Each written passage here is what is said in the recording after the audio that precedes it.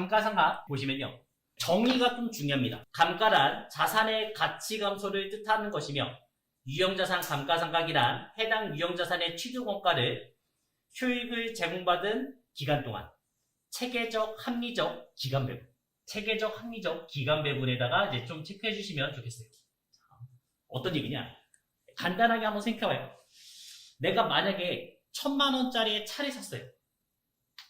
그러면 차변에 차량방구 1000만원 되겠죠? 그 다음에 대변은요? 뭐 현금이나 보통예금 나갔습니다. 그러면 우리 돈 쓴 거예요? 비용 처리돼요? 잘 생각해봐요. 자동차를 샀죠? 그 다음에 내가 돈을 냈죠? 비용 처리돼요? 비용 처리? 오히려 만약 개인이 사봐요. 자동차나 집 같은 거 사봐요. 그럼 재산세를 더 내요. 세금을 더 많이 냅니다. 자산이 증가했다 말이에요. 원래 회계 처리가 이렇게 되잖아요.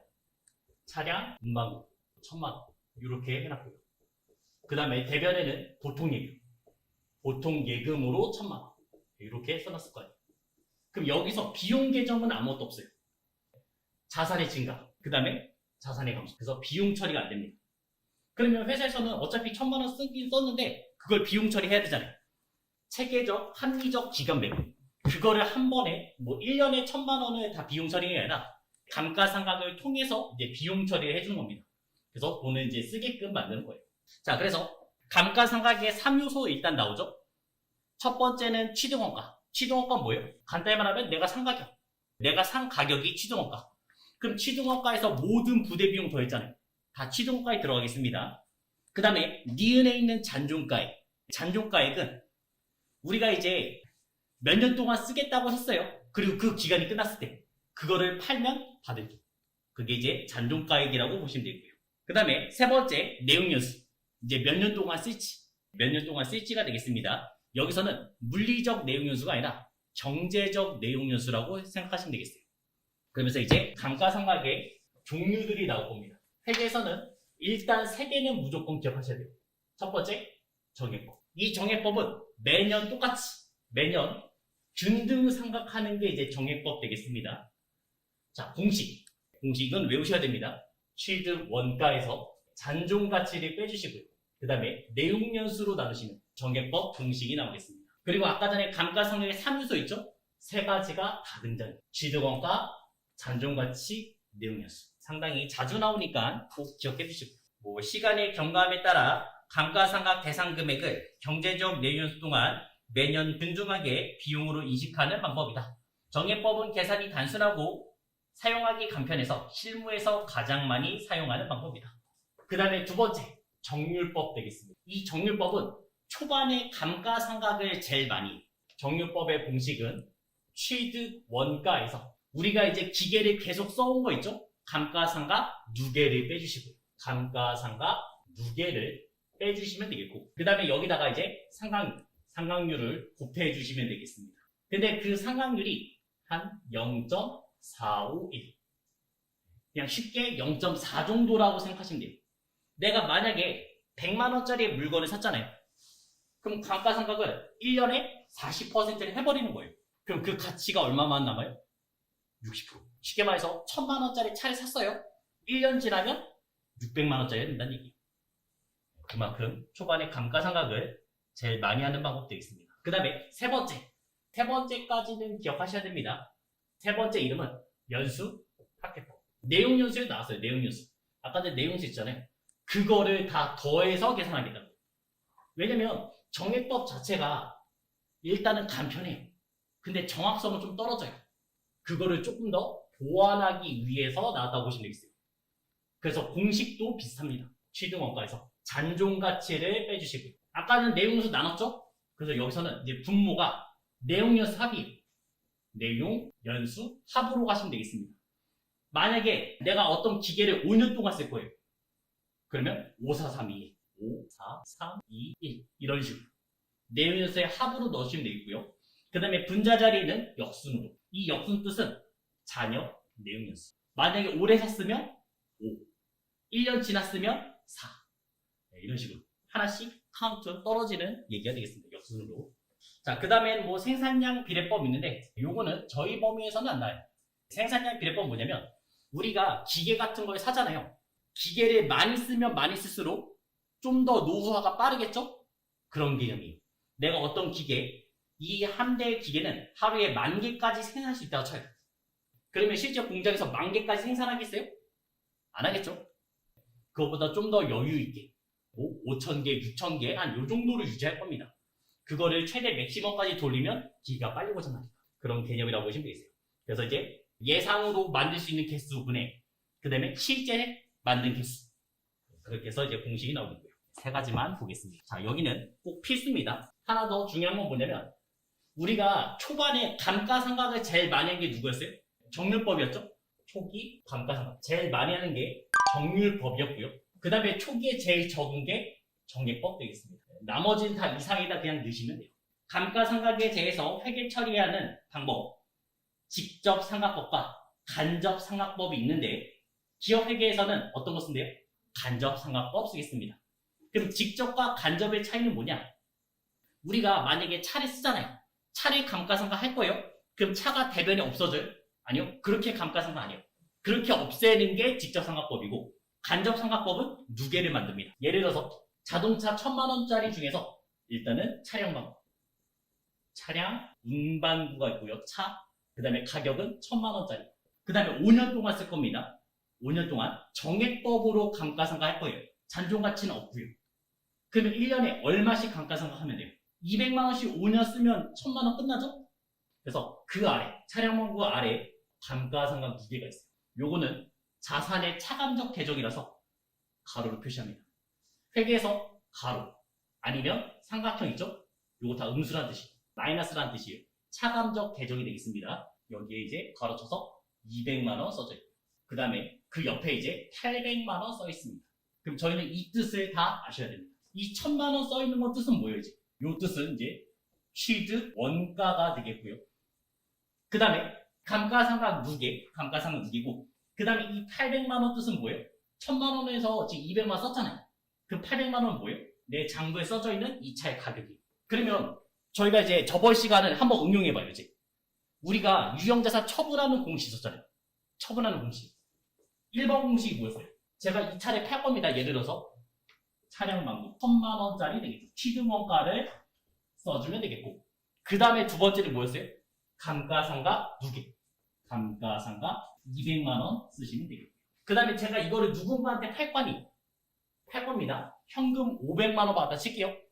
현금 500만원 받았어요. 손해요, 이익이요? 손해. 계정 이름 유형자산 처분 손실. 유형자산 처분 손실 300만원 넣으시면 되겠죠. 그래서 이걸로 한 번에 볼 수가 있습니다. 직접법이라면 알 수가 없어요. 자, 그러면 지금 감가상각을 했죠? 그 감가상각을 또 언제 하냐? 12월 30일 결산 때 합니다. 그럼 어떤 식으로 200만원 감가상각 했냐면 이렇게 쓸 거예요. 비용 자리는 차변이에요, 대변이? 차변이죠? 그래서 차변에 감가, 상가, 비 200만원 써는 거고요. 그 다음에 대변에 감가, 상가, 무게. 이거를 계속 쌓아두고 있는 거예요.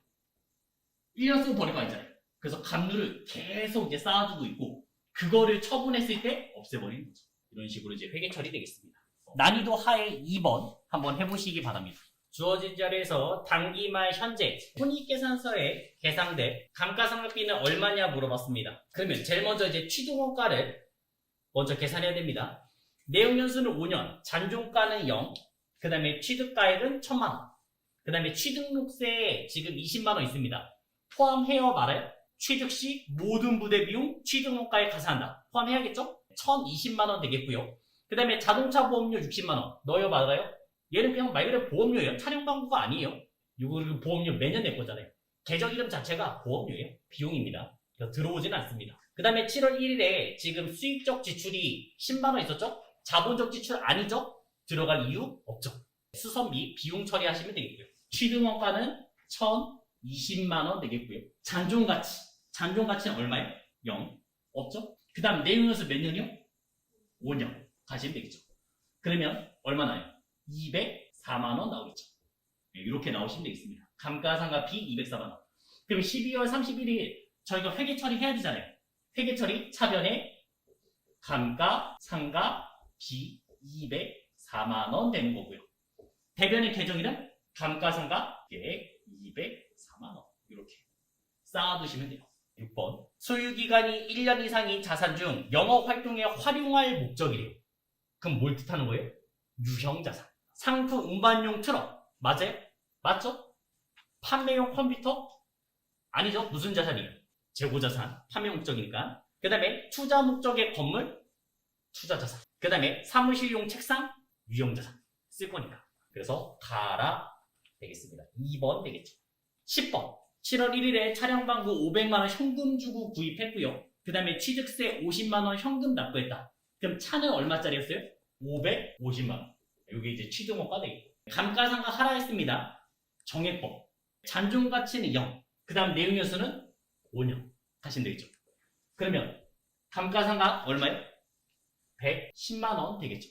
몇 번이요? 없죠? 없는 이유가 뭐예요? 없는 이유는 이겁니다. 이제 달을 따지셔야 달. 요거 차 지금 몇 월 달이에요? 7월 1일이잖아요. 그러면 7, 8, 9, 10, 12, 12. 6개월만 쓴 거죠? 근데 우리가 하고 있는 감가상각은 요건 1년치예요.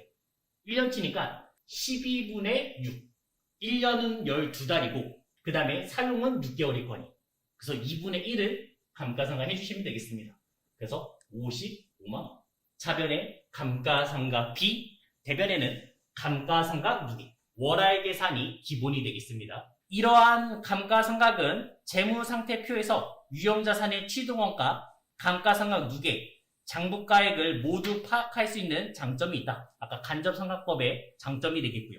그 다음에 또한 기중에 유형자산을 취득했을 때 우리가 이제 1월 1일부터 있는 게 아니라 기중에, 도중에 그냥 산 거예요. 5월달에 사거나 7월달에 사거나 지금처럼 기중에 취득했을 때는 월할 상각 해주시면 되겠습니다. 그러니까 달로 끊으시면 돼요. 하루하루 쓰면 한 달 쓴 거예요. 만약에 제가 12월 25일날 썼습니다. 그러면 결산까지 한 6일밖에 없을 거 아니에요. 그래도 한 달 쓴 걸로 감가상각 하시면 돼요. 자, 그 다음에 이제 유형자산의 처분.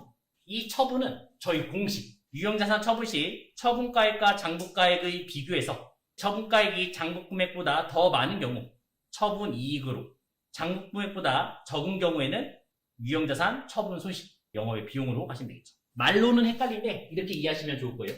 취득원가 뭐 100만원. 그 다음에 여태까지 쓴 게 감가상각 누계가 40만원. 그럼 내 장부에 써져 있는 거는 60만원짜리잖아요. 그 60만원보다 비싸게 팔면 이득이고 그 60만원보다 싸게 팔면 손해. 그 얘기를 한 겁니다. 그래서 이제 받은 돈 70만원을 받았다. 그럼 저희가 차 대변 비교하면 대변에 10만원이 부족하죠. 유형자산 처분 이런 식으로 얘기해 준 겁니다. 특수한 경우에 취득가액. 저번 시간에 봤던 거를 다시 한번. 1번은 국공채 등을 불가피하게 매입하는 경우. 케이스가 뭐였어요? 내가 차를 사면 법령에 의해서 어쩔 수 없이 뭐 단기 매매주권, 매도관주권을 살 수밖에 없다 했잖아요. 그거를 100만원에 샀습니다. 근데 알고 보니까 얼마예요? 80만원짜리예요. 그럼 그 차이 20만원 어떻게 하기로 했어요? 취득원가에 가산하기로 했죠. 그 다음에 두 번째는 일괄 취득. 일괄 취득은 뭐였어요? 토지와 건물을 같이 샀잖아요. 그러면 공정가치를 어떻게 해요? 안분 계산했죠. 그래서 저번 시간에 건물은 1억 6천, 토지는 8천만원짜리였습니다. 근데 제가 3억 주고 샀잖아요. 그래서 안분 계산해서 뭐 3분의 2, 3분의 1에서 2억 1억 해서 계산했죠. 세 번째 자가건설. 기업이 영업활동에 사용하기 위해서 유형자산 자체적으로 제작, 건설하는 경우가 있는데 이때 취득원가는 유형자산 제작, 투입된 재료비, 노무비, 경비, 지출액을 건설 중인 자산으로 처리했다가 완성 시 해당 유형자산 본 계정으로 대체하겠다. 내가 직접 만들 수도 있다는 얘기죠. 그때 쓰는 게 건설 중인 자산. 그 다음 여기서 들어가는 게 뭐예요? 재료비, 농비, 경비. 나중에 원가에서 자세하게 볼 겁니다. 우리가 이제 보드마카를 만든다 생각해요. 그러면 플라스틱 같은 재료, 잉크 재료, 원재료가 들어가고요. 그 다음에 일을 하는 사람들, 농비 들어가겠고, 전기, 물 다 써야겠죠? 공장 또 임차해야겠죠? 그런 간접비까지, 그런 경비까지 다 들어가서 만드시면 되겠어요. 나중에 원가에서 좀 자세하게 보겠습니다. 이거는. 자, 그 다음 네 번째는 무상취득이네요. 무상취득하면 계정 이름 뭐였어요? 자산 수증이익. 우리 회사의 대표자, 그 다음에 투자자, 주주한테 이렇게 받는 토지나 건물을 받을 수 있죠? 그때 쓰는 게 자산 수증이익. 영업의 수익으로 잡으시면 되고요. 자, 그 다음에 5번의 현물 출자는 뭐였어요? 제가 돈이 있어요? 돈이 없습니다. 그래서 뭐로 샀어요? 주식으로 샀죠. 토지나 건물을 주식을 샀죠? 그 주식을 내가 발행하는 거잖아요. 그래서 발행했을 때 대변의 계정이는 뭐예요? 내가 주식을 발행했어요. 계정이는 자본금. 자본금의 공식은요? 주식수 곱하기 액면가. 그러면서 이제 토지나 건물을 사오시면 되겠습니다. 자, 그리고 이제 책 아래다가 하나만 더 체크해주세요. 유형자산 취득원가는 취득한 자산의 공정가치로 한다. 공정가치로 한다. 이건 알고 있다는 얘기잖아요. 근데 다만 유형자산의 공정가치를 신뢰성 있게 측정할 수 없으면 뭘 한다고요? 주식수 곱하기 시가. 1원칙은 공정가고 그 다음에 그걸 모른다면 주식수 곱하기 시가로 잡으시면 되겠습니다. 교환취득에서는 동종이냐 이종이냐 이것만 따시면 되겠죠.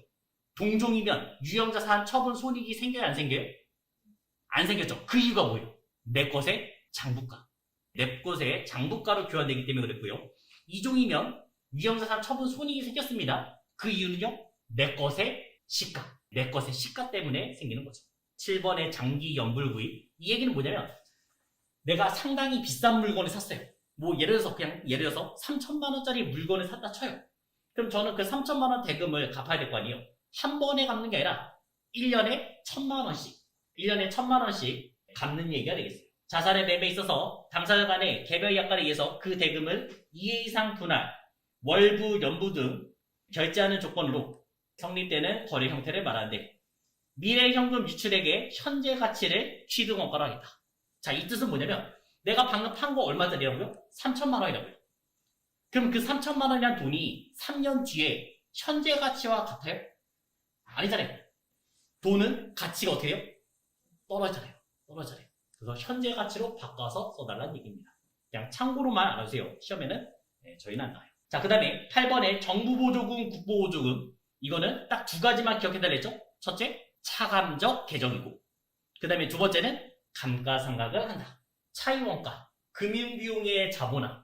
우리가 이제 토지 건물을 살 때 목돈이 필요한 거였죠? 그럼 은행한테 대출을 받았을 거 아니에요? 그 이자 내는 것도 다 취득원가에 가산되는 얘기가 되는 거죠. 차이원가의 자본화. 차이원가란 유형자산 등 건설에 필요한 자금, 원천이 외부로부터 차입금으로 이루어질 때 차익과 관련해서 발생하는 이자 등을 말한다. 차이원가는 기간 비용으로 처리하는 게 원칙으로 한다. 다만 유형자산 등 취득을 위한 자금, 차입금에 포함된다면 이러한 차입금에 대한 차이원가는 취득 요소에는 원가로 회계 처리할 수 있다. 우리가 1월 1일부터 12월 31일까지 은행에서 돈을 빌렸습니다. 그럼 이자를 내야 돼요. 근데 건물을 짓는 거는 예를 들어서 3월 1일부터 10월 1일까지 이때 빌딩을 올리고 있어요. 그럼 이자는 내가 돈을 빌렸으니까 이 전에도 이자를 낼 거고 이때도 낼 거 아니에요. 정확하게는 이때만 차이원가의 자본화가 됩니다. 난이도 하에 14번. 토지는 1억짜리였고 건물은 5천만 원짜리였습니다. 그 다음에 정액법수로 했죠? 몇 년 동안이요? 20년 동안. 그 다음에 잔존가치는 없는 걸로 가정했습니다. 그러면 1년에 얼마씩 감가상각하면 돼요? 일단 뭐 토지는 뭐 500만 원. 그 다음에 건물은 250만 원. 이런 식으로 감가상각하면 되죠? 그래서 750만 원 감가상각 한다고 보시면 되겠고요. 그 다음에 총 몇 년이요? 곱하기 3년 되겠습니다. 그래서 얼마요? 2250만 원. 감가상각 B, 감가상각 2개. 그래서 몇 번이요? 4번. 쓰면 튀었죠? 왜 튀었어요? 함정 하나 팠어요. 왜 튀었어요? 감가상각을 안 하는 게 3개 있어요. 뭐요? 토지, 건설 중인 자산, 폐기 예정. 이 3가지는 안 했잖아요. 그래서 토지는 처음부터 감가상각을 할 필요가 없어요. 그래서 감가상각 B는 250만 원이 되는 거고요. 그리고 여기에서 곱하기 3에서 750만 원이 감가상각 두개 되겠습니다. 무형자산은 정의가 좀 중요합니다. 무형자산이란 재화의 생산이나 용역의 제공, 타인에 대한 임대 또는 관리에 사용할 목적으로 첫째는 기업이 보유하고 있으며 그 다음에 두 번째는 물리적 형태가 없지만 식별 가능하고 그 다음에 세 번째는 미래 경제적 효익이 있는 비화폐성 자산이다. 그 세 가지 아래쪽에 1, 2, 3 써있는 게 중요하니까 꼭 체크해 주시기 바랍니다. 물리적 실체가 없지만 식별 가능하고 두 번째는 기업이 통제하고 있으며 세 번째는 미래에 경제적 효익이 있는 자산이다. 비화폐성 자산이다. 이렇게 나왔습니다. 그러면 여기서 비화폐성 자산 뜻이 뭐예요? 화폐성 자산과 비화폐성 자산은 차이가 좀 있어요. 화폐성 자산은 내가 물건을 100만 원에 팔았잖아요. 한 달 뒤에 100만 원 받기로 했어요. 그러면 그 100만 원 그대로 받으면 되겠죠. 그게 화폐성이에요. 그대로 받는 게. 근데 비화폐성은 계속 가격의 변화 있어요. 토지를 한 달 뒤에 팔 때 바뀔 거예요. 건물도 팔 때 바뀔 거예요. 그런 게 이제 비화폐성 자산 되겠습니다. 종류, 영업권, 그 다음에 내부적으로 창출된 무형자산의 개발비, 개발비에 특히나 별표, 개발비에 별표해 주시기 바랍니다. 나오면 항상 개발비, 산업재산권, 그 다음에 라이센스, 그 다음에 소프트웨어, 그 다음에 이제 기타, 이런 종류가 있겠습니다. 그러면 처음에 영업권부터 보죠. 영업권이란 기업의 우수한 종업원, 고도의 경영 능력, 영업상 또는 제조상의 비법, 양호한 노사관계, 우수한 인재나 자원의 확보 등으로 미래의 그 기업의 경제적 이익으로 공헌되리라고 기대하는 초과 수익력. 자, 이렇게 말 나오면 정확하게 알아둘 수는 없지만 간단하게 써드리자면 지금 A라는 사람이 이 회사를 인수하려고 자산은 100억짜리고요. 부채 30억 되겠습니다. 그럼 저희는 어차피 자산, 부채, 자본이 다 똑같아야 되죠? 차대변은 언제나 같아야 되죠? 그럼 자본은 얼마짜리? 70억 되겠죠. 이 회사를 A가 지금 인수하려고 하는 거예요. 인수. 그럼 얼마 주고 사가야 돼요? 70억에 사오시면 되겠습니다. 근데 그거를 예를 들어서 150억에 샀어요. 미래를 보고. 그러면 얼마 더 비싸게 샀어요? 지금 80억 더 비싸게 샀죠? 그게 뭐라고요? 영업권이다. 영업권은 80억 되겠습니다. 초과 수익률. 내부 창출은 인정하지 않습니다. 내부 창출은 건 뭐예요? 내가 내 가치를 따졌을 때 얼마 될 것 같다. 이렇게 말하는 거는 아무도 안 믿어줘요. 근거도 없고요. 다 그래서 외부에서 사온 것만 다 인정됩니다. 무형자산의 기본은 다 남이 사야 돼요. 안 보이잖아요. 무형자산 자체가. 그래서 남이 사온 것만 인정하겠습니다. 영업권이란 자산으로 인식되기 위해서는 외부 구입 영업권이야 하고 내부 창설 영업권 자산 계상은 인정하지 않는다. 내부는 인정하지 않는 게 원칙되겠습니다. 근데 유일하게 하나 개발비 이것만 유일하게 내부 창출이 인정됩니다. 그리고 비로 끝나는 유일한 자산이에요. 원래 무슨 비하면 다 비용이었잖아요. 복리후생비, 뭐 접대비 이런 거 다 비용이었죠? 비로 끝나는 유일한 자산이 꼭 기억해 주시기 바랍니다. 단계가 좀 있어요. 제일 처음에 이제 연구 단계가 있습니다. 연구 단계. 코로나가 이제 처음 터졌다고 생각해봐요. 그러면 그 약을 이제 개발하려고 많은 사람들이 지원하고 만들어보고 실험하겠죠? 효과가 있어요? 처음에?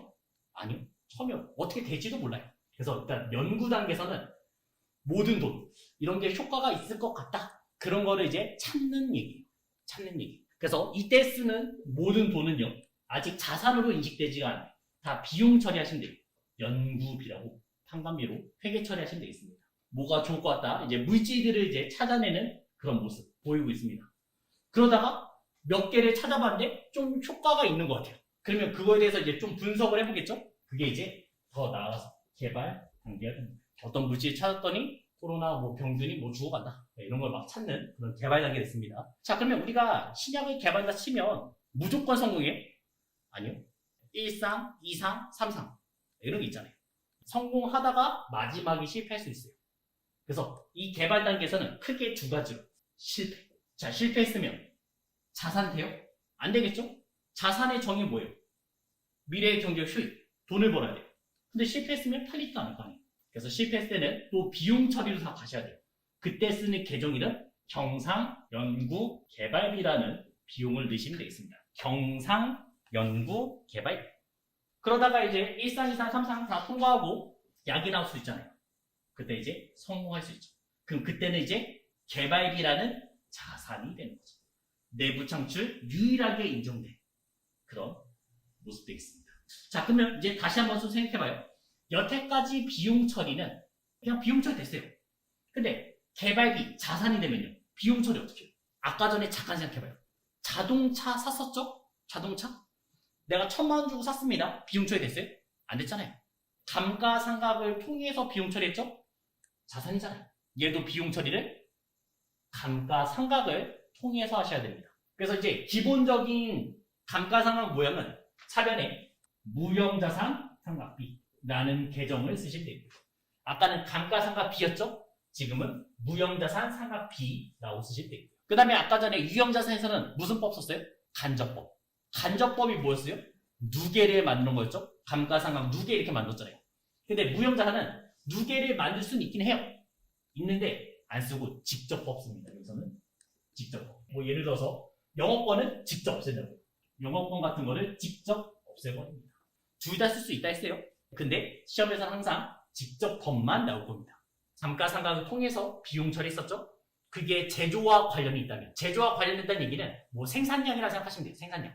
내가 마스크를 만드는데 여태까지 뭐 하루에 1000개밖에 못 만들었어요. 근데 이런 공정을 바꾸고 개발했더니 뭐 한 3000개, 5000개를 만든다. 그럴 때는 이제 500번대 제조 경비로 가다는 얘기고, 그거 외에는 다 판관비용. 그 다음에 산업재산권. 일정 기간 독점적, 배타적으로 이용할 수 있는 권리로서 특허. 그 다음에 실용신앙권, 상표권 등이 있다. 실용신앙권이 뭐예요? 커라는 얘기는 좀 많이 들어봤겠죠? 상표도 뭐 저희 마크 같은 거 있잖아요. 에이커의 마크 같은 거. 실용신앙권은 지금은 좀 많이 잊어먹었는데 예전에 무형무에서 그러니까 돈이 얼마 있는지 측정할 때 그 무게로 했잖아요. 무게로 알 수 있습니다. 그런 기술이 이제 실용신앙권이라고 생각하시면 되겠습니다. 사업상 이용할 수 있는 물품 등에 대한 보안로서 법에 따라 출원해서 부여받은 권리. 그 다음에 라이센스, 소프트웨어 이런 게 있겠죠. 종류만 한번 봐주시고요. 자, 또 특이한 건 뭐냐? 유형자산 여태까지 취득 시 모든 부대 비용 합쳤죠? 취득원가가? 무형자산도 마찬가지입니다. 모든 부대 비용 다 더하시면 돼요. 근데 하나가 더 들어가요. 뭐가 들어가냐? 간접 지출도 들어갑니다. 자, 그래서 책 아래다가 한번 체크해주세요. 매입가액 취득 부대 비용 가산해서 무형자산 취득원가를 했고요.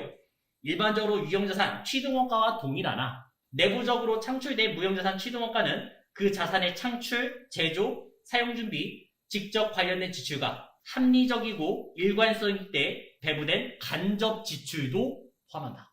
간접 지출도 포함하겠습니다. 그게 특이한 점이에요. 그럼 간접 지출은 뭐냐면 그냥 이렇게 생각하시면 돼요. 내가 어떤 개발을 할 거 아니에요. 개발할 때 무슨 신제품, 신기술, 뭐 기계 같은 게 들어있죠. 그 기계 감가상각 하겠죠? 그 감가상각 한 것도 넣어달라고. 그럼 모든 비용, 뭐 비커, 인건비 이런 것도 다 넣어달라고. 간접 지출도 넣어주시면 되겠습니다. 무형자산의 잔존가치 눈에 안 보이니까 원칙적으로는 0, 없는 걸로 하면 되겠습니다. 무형자산 잔존가치는 0.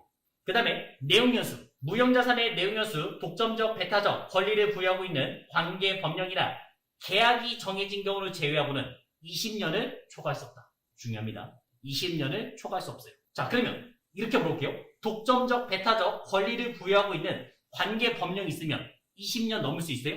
있죠. 대표적인 게 뭐예요? 너무 많아요. 사실 많아요. 코카콜라 몇 년 된 회사예요? 100년도 넘었어요. 그런 거는 20년을 넘길 수 있습니다. 독점적, 배타적 권리를 부여하고 있는 관계 법령이나 계약이 정해진 경우를 제외하고는 20년을 넘길 수 없다. 그래서 약 같은 것도 보면 나중에 다 복제약이 나와요. 어느 정도 기간이 지나면 복제약이 나옵니다. 그때까지는 특허를 인정하고 나중에 풀리는 거죠. 자, 여기서 하나 더. 또한 상각 시점은 무형자산 사용 가능한 시점부터 하겠다. 내가 사온 시점이요? 아니요. 쓸 때부터.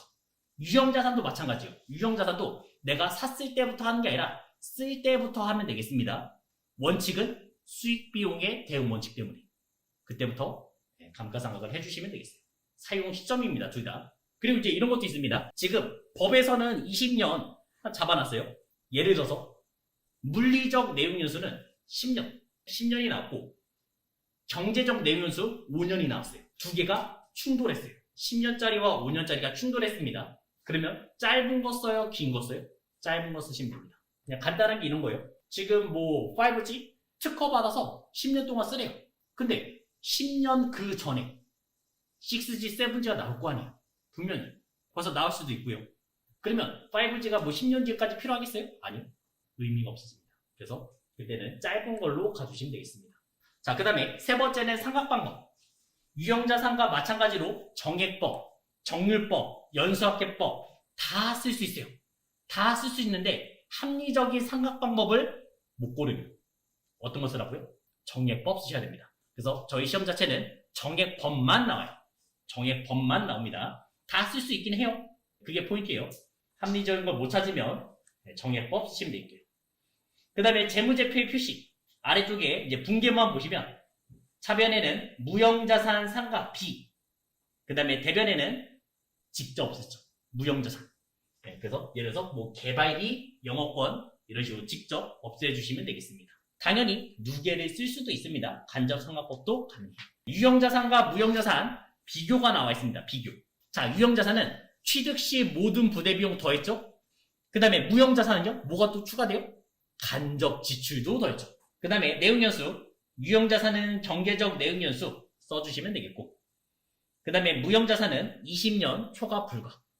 그 다음에 상각방법, 정액법, 정률법, 연수학계법, 생산비례법, 유형자산 다 쓸 수 있고, 무형자산도 마찬가지지만 합리적인 걸 선택할 수 없으면 정액법.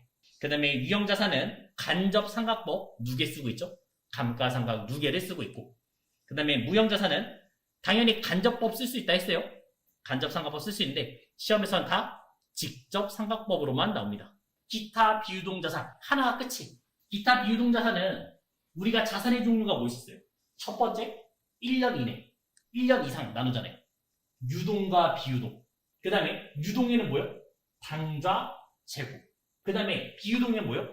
투자, 유형, 무형, 기타 비유동. 그 마지막이 되겠어요. 자산의 마지막. 기타 비유동은 어디로 들어가 있어 없으면 다 이 자리. 이 자리에 오시면 되겠습니다. 그래서 딱 하나만 기억하시면 돼요. 여기에서는 보증금. 보증금의 성격이라 생각하면 돼요. 임차 보증금. 임차 보증금이 뭐예요? 내가 여기서 장사를 할 겁니다.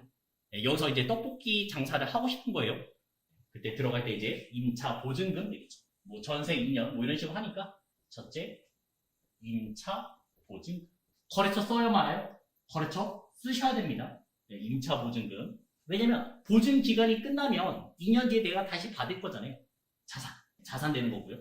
그 다음에 두 번째, 요번에는 집으로 생각해요. 집. 내가 샀어요? 아니요. 내가 들어가 있는 거잖아요. 뭐라 불러요? 전세. 이 두 가지만 봐주시면 되겠어요. 그래서 기타 비유동자산은 보증금의 성격이다 이렇게만 기억하시면 돼요. 아까 무형자산에서 하나 헷갈려하는 게 하나 있더라고요. 임차 권리금. 임차 권리금. 얘는 무형자산이에요. 권리금 뭐예요? 내가 여태까지 이제 장사하면서 이 정도 일어났잖아요. 그거 팔 때 권리금 받겠죠? 예전에는 권리금이 자산에 안 들어왔어요. 그래서 장사가 잘 되면 집주인이 쫓아내고 그 사람이 했어요. 지금은 어느 정도 법의 보호를 받을 수 있습니다. 근데 결국 끝까지 싸우면 집주인이 이겨요. 임차 권리금 요거 헷갈리시면 안 됩니다. 보증금, 전세권 이런 거는 기타 비유동자산이고 권리금은 무형자산. 여기까지가 자산의 끝입니다. 재무상태표. 자산부터 간단하게 1년 기준으로 유동, 그 다음에 비유동 있었죠. 그럼 유동에는 뭐요? 당좌, 재고 있었죠. 다 자산이니까 차변 자리가 기본 자리. 그 다음에 비유동은 투자, 유형, 안 보이는 무형, 그 다음에 어디도 갈 수 없는 기타 비유동자산. 이렇게 나누시면 되겠죠. 그리고 내일 이제 부채. 여태까지 이제 반대. 얘도 1년 기준으로 나오겠습니다. 1년 기준으로. 그러면 유동과 비유동이 있겠죠. 끝이요. 더 이상 없어요. 그리고 비유동에서 딱 3개만 구별할 수 있으면 부채는 끝이에요. 자, 일단 쓴 김에 다 써서 갈게요. 첫 번째는 장기 차입금. 어떤 뜻이었어요? 돈 빌린 거죠? 근데 장기란 단어가 들어가면 1년 이상. 1년 이상 빌렸다는 얘기죠.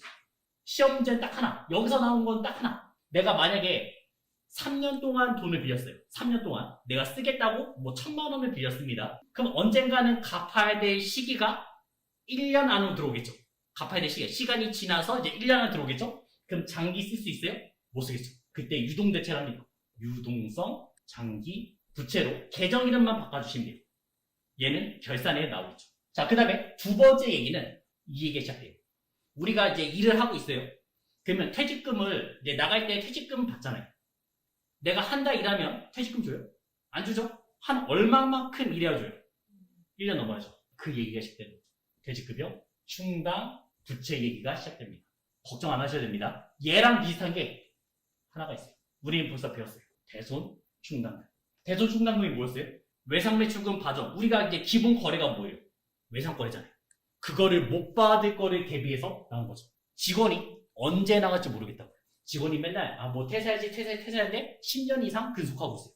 네, 그런 사람도 있고 갑자기 말없이 그냥 사직서 내고 나간 사람도 있고 그런 걸 대비하는 게 퇴직급여 충당부채 되겠습니다. 그 다음에 세 번째가 사채가 되겠죠. 회사가 돈을 끌어모으는 방법 두 개 쓰잖아요. 지분증권, 채무증권. 지분증권은 주식을 발행했죠. 주식수 곱하기 액면가, 사채. 개인들한테 돈을 빌리는 거예요. 제가 생각하는 이 부분이 제일 어렵습니다. 그 다음 이제 자본. 자본은 생각보다 문제가 쉽습니다. 자본은 5개로 구성되어 있어요. 우리가 주식을 발행해요. 그럼 뭐라 써요? 주식을 발행하면? 자, 현물 출자. 뜻이 뭐였어요? 토지 건물을 살 때 돈 있어요? 없잖아요. 주식 발행했잖아요. 그때 계정에는 뭐였어요? 자본금. 주식수 곱하기 액면가. 그러면서 우리가 토지를 샀는데 지금 주식을 발행해 샀습니다. 플러스가 날 수 있잖아요. 이득이 될 수 있잖아요. 자본, 잉여금. 자본, 잉여금. 플러스 느낌. 항상 플러스는 아닙니다. 손해날 때도 있어요. 마이너스 느낌. 자본, 조정. 얘네는 계정 이름은 아니에요. 그래서 이득 나는 느낌이 있고 손해나는 느낌도 있어요. 그리고 평가. 여기 네 번째는 평가입니다. 우리는 평가 하나 알고 있어요. 예전에 단기 매매 증권과 매도관 증권 쓰잖아요.